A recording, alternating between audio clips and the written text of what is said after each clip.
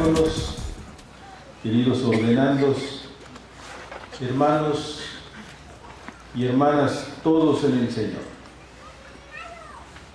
Gozoso de poder celebrar esta Eucaristía y administrar en ella el sacramento del orden en el grado de diáconos a estos 10 jóvenes seminaristas, uniendo nuestro gozo a la ordenación del lunes 25 en la ciudad de Jalpan de Serra, donde ordenamos también a 4 diáconos.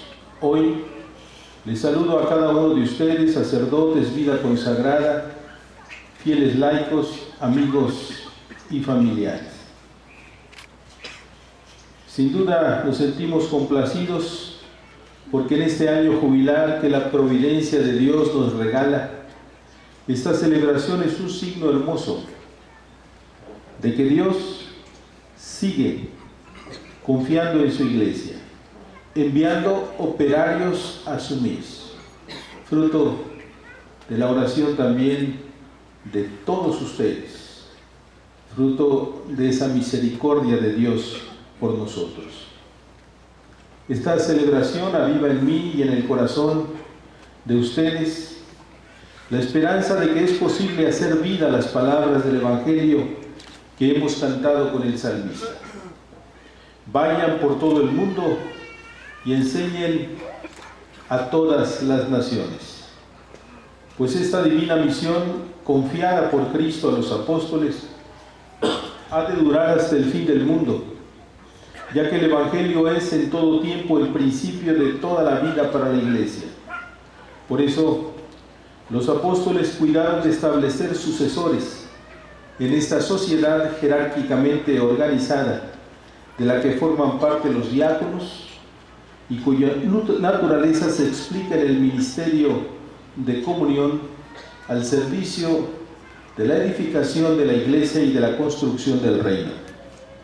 Al escuchar el mensaje de la palabra de Dios en la lectura de esta mañana, podemos decir con seguridad que Dios, en su Hijo Jesucristo, sigue tomando la iniciativa de llamar a algunos a vivir cerca de Él con amistad profunda, dice San Juan, para que mediante su vida y su ministerio hagan visible su rostro en el ejercicio de la caridad, expongan su mensaje y su vida en la predicación y finalmente actualicen en la liturgia el misterio pascual. Estas 3 realidades, liturgia, palabra y caridad, constituyen de manera armónica y perfecta el ser y quehacer del futuro ministerio que hoy Jesucristo confía a estos 10 jóvenes elegidos a fin de hacer vida el Evangelio de la gracia en el corazón de muchos hombres y mujeres que viven a nuestro lado. En la primera lectura leída del libro de los Números, escuchamos cómo el Señor le indica a Moisés: convoca a la tribu de Leví y ponla a disposición del sacerdote Aarón, anticipando en esto el servicio litúrgico por parte de los diáconos. Sin embargo, es en Jesucristo que esta realidad profética encuentra su plenitud mediante el nuevo culto de manera perfecta en la Sagrada Eucaristía.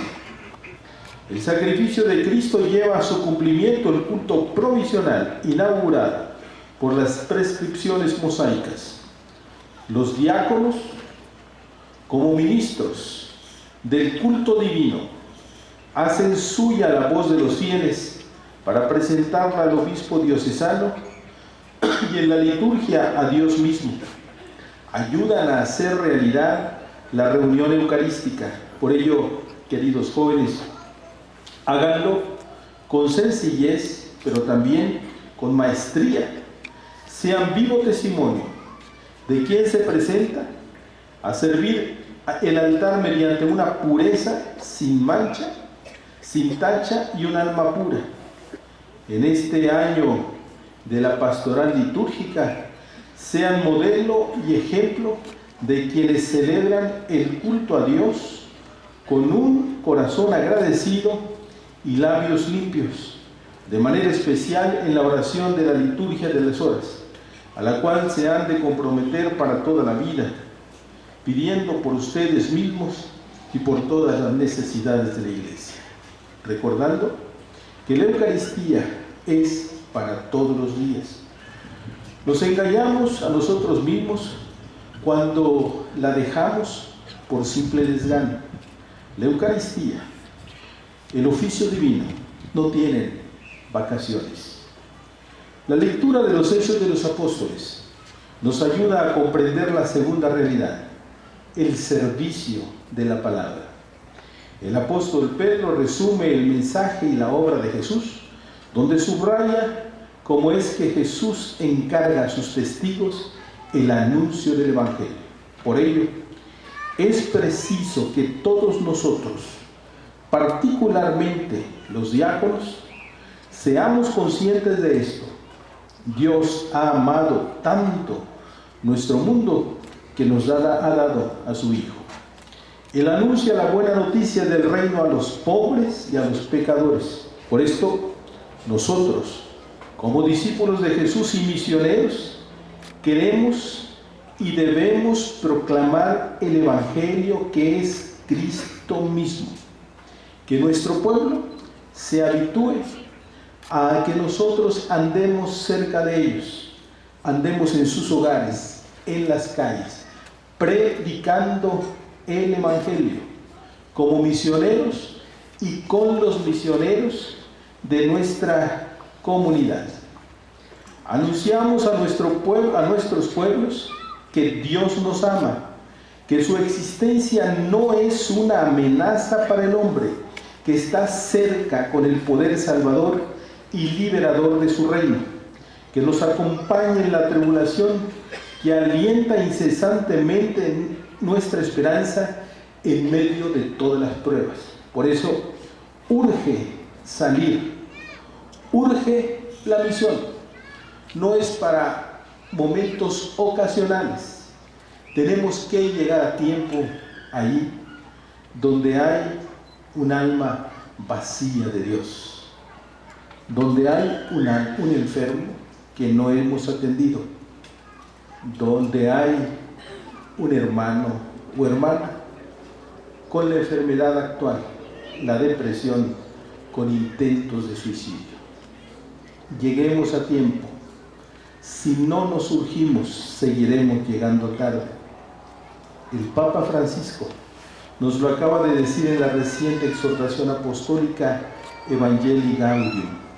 Si bien esta misión nos reclama una entrega generosa, sin sueldo, sería un error entenderla como una heroica tarea personal, ya que la obra es ante todo de Él, más allá de lo que podamos descubrir y entender. Jesús es el primero, dice el Papa, y el más grande evangelizador. En cualquier forma, la evangelización, el primado es siempre de Dios, que quiso llamarnos a colaborar con Él e impulsarnos con la fuerza del Espíritu. La verdadera novedad es la que Dios mismo misteriosamente quiere producir, la que Él inspira, la que Él provoca, la que Él orienta y acompaña de mil maneras. En toda la vida de la Iglesia debe manifestarse siempre que la iniciativa es de Dios, que Él nos amó primero y que es Dios quien hace crecer. Esta convicción, dice el Papa, nos permite conservar la alegría en medio de una tarea tan exigente y desafiante que toma nuestra vida por entero. Nos pide todo, pero al mismo tiempo nos ofrece todo. Hasta aquí las palabras del Papa alentadoras para aquel que realmente quiere realizarse y vivir en plenitud su entrega generosa, sin amarguras ni caídas en el camino. Por eso, queridos candidatos, de esta tarea no es una opción. No será una opción en la vida que ustedes hoy asumen libremente. Es parte esencial de su ser y de su quehacer.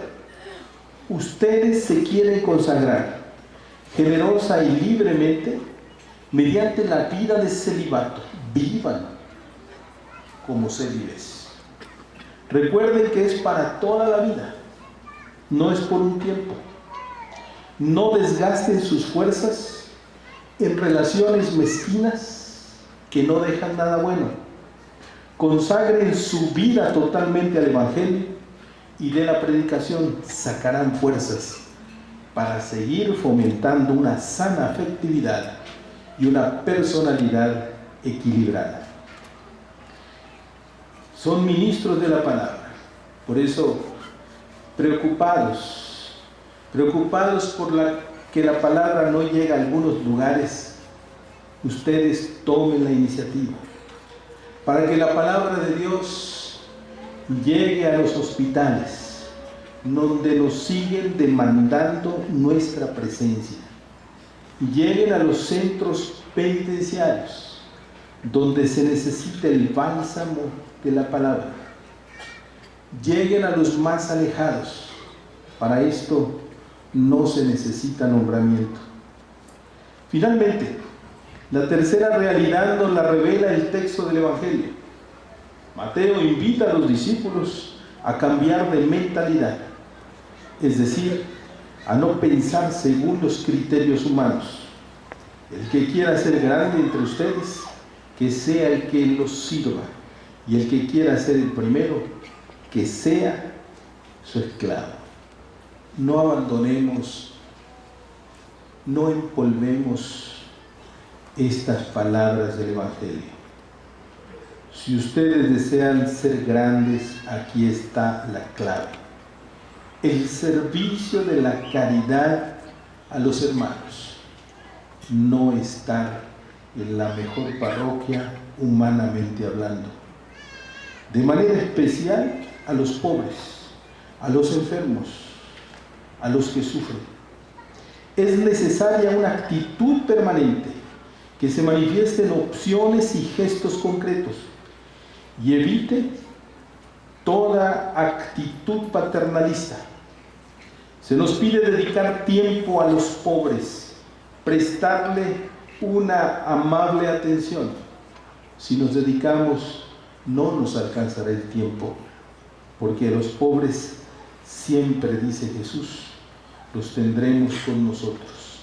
Sin embargo, esa es nuestra tarea, cercanos a ellos, escucharlos con interés, acompañarlos en los momentos más difíciles, eligiéndolos para compartir horas, semanas o años de nuestra vida y buscando desde ellos la transformación de su situación.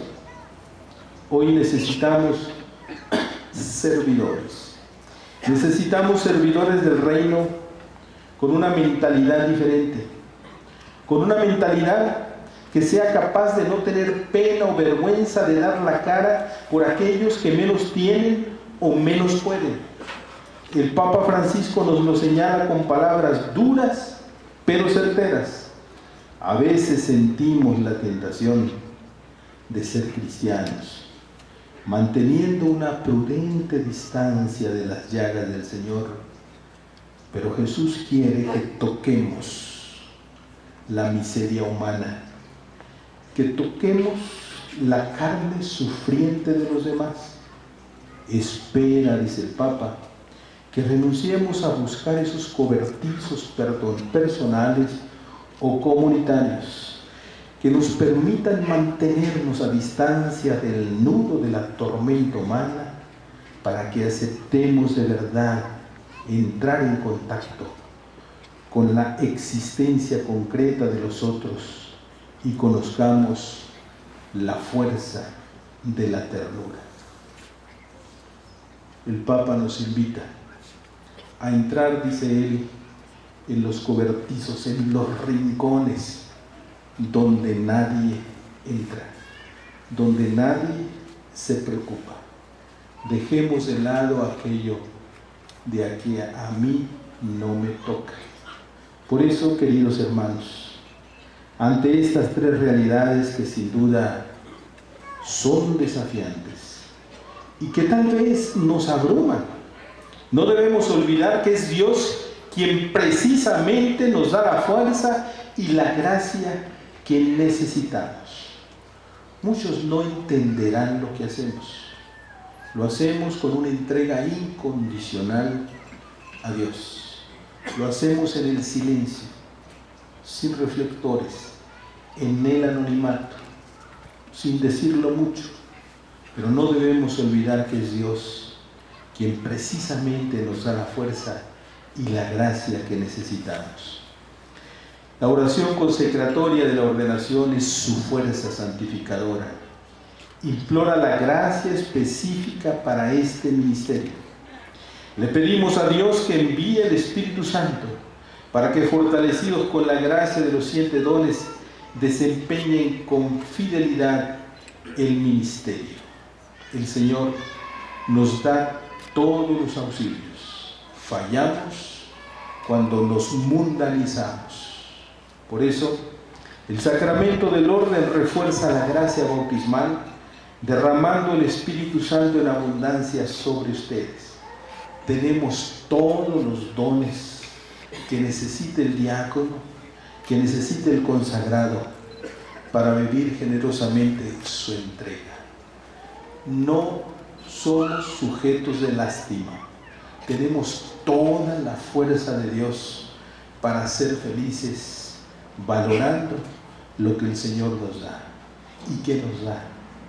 Nos da el don de la sabiduría, que los hará descubrir cuán bueno y grande es el Señor, y como lo dice la palabra, hará que su vida esté llena de sabor, para que sean sal de la tierra.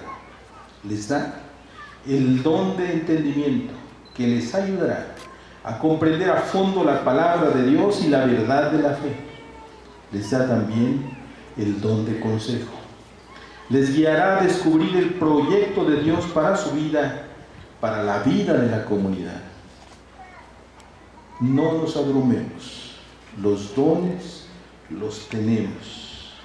Nos da el don de la fortaleza, que les ayudará a vencer las tentaciones del mal y a hacer siempre el bien, incluso cuando cuesta sacrificio, porque cuesta mucho sacrificio afrontar y superar la tentación.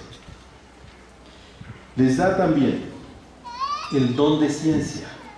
No ciencia en el sentido técnico como se enseña en la universidad, sino ciencia en el sentido más profundo. Les enseñará a encontrar en la creación los signos de los tiempos, a comprender que Dios habla en todo tiempo y me habla a mí, y animar con el Evangelio el trabajo de cada día. Pero para que Dios te hable tienes que estar dispuesto. Y sin duda, el ambiente de la oración, dedicado exprofeso diariamente a ello, hará que escuchemos con claridad la voz de Dios y que desechemos la voz del maligno. El don de piedad mantendrá viva en el corazón la llama del amor a Dios, para que esté en el cielo, para que oremos a Él cada día con confianza y ternura de hijos amados, especialmente con la liturgia de las horas. No abandonen la liturgia de las horas. Es clave para la fidelidad. Si hay oración. Y la clave para revisar es jamás abandonar el examen de conciencia, cuyo fruto es la fidelidad. Y para no olvidar la realidad fundamental del mundo y de mi vida, que Dios existe, que Dios me conoce y espera mi respuesta a su proyecto.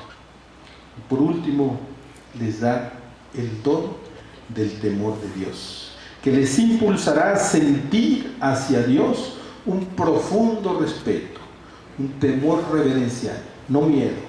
El respeto de la voluntad de Dios, que es el verdadero designio de mi vida y es el camino a través del cual la vida personal y comunitaria será una vida buena.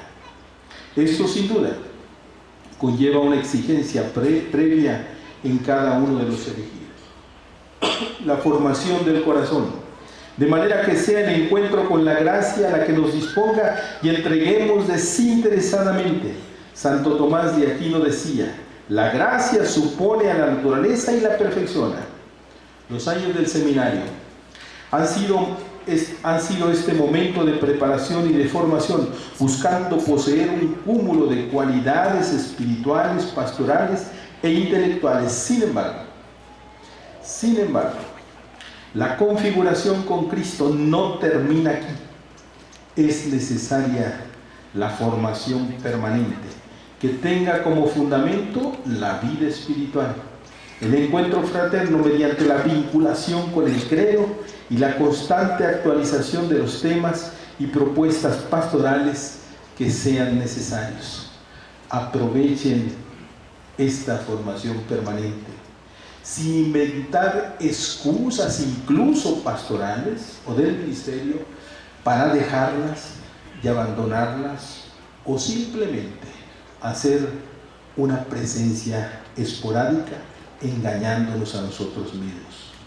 Quisiera invitar a cada uno de ustedes, jóvenes, a respetar y a querer siempre el seminario. Esto lo haremos honrando su nombre mediante el ejercicio de una vida santa. No dejen, por favor, a su director espiritual. Esto les ayudará sobre todo en los primeros años de su ministerio, para que aprendan a ser pastores y padres.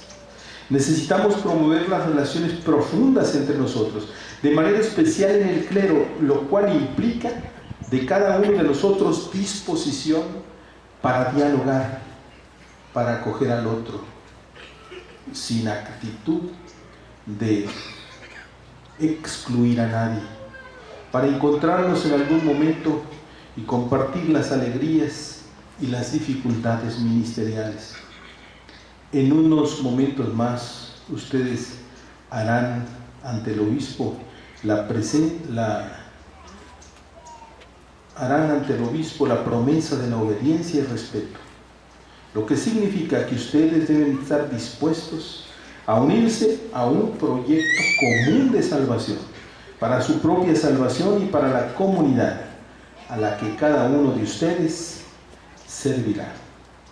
Sigan su vida con orden, incluso sigan con aquel horario del seminario: oración, oficio divino, lectura espiritual, Santo Rosario, confesión frecuente.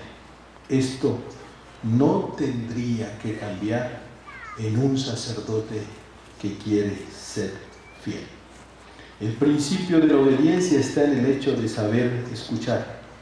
No sabrá obedecer quien no sepa escuchar. Les deseo que sean evangelizadores fieles, sin miedo, audaces, que nada los detenga, que sean los juníperos serras de hoy, amigos de Dios, que no claudiquen ante el dolor, ni siquiera ante la enfermedad. Les invito a custodiar su pureza, a no mundanizarse, a ocuparse solo de las cosas de Dios y del Dios de las cosas. Que Nuestra Señora de Guadalupe, patrona y reina de este seminario, les acompañe en su vida ministerial. Ella sabrá custodiar su corazón. Consagremos a ella toda nuestra vida, nuestras iniciativas pastorales y todo nuestro trabajo. Que así sea.